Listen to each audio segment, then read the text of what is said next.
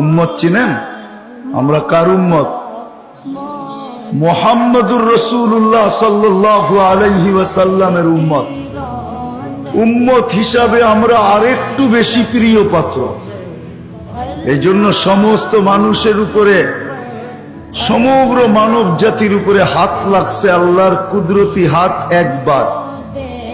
আমরা একটু বেশি প্রিয় পাত্র, এই জন্য আমাদের উপরে লাগছে তিনবার। কয়বার? একবার সৃষ্টি লগ্নে লাগছে একবার, দ্বিতীয় বাছাই পর্বে লাগছে আরেকবার। বাছাই পর্ব বোঝেন?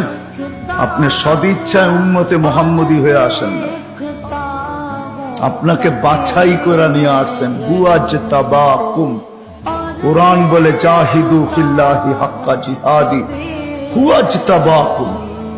আমার কথা ও বুঝবে যে যত বেশি ধ্যান দিবে, আশা রাখি বুঝে আসবে। আর নাইলে বুঝে আসবে না, মাথার উপর দিয়ে চলে যাবে। কেননা সুর তো আমার নাই, এরকমই কথা হবে।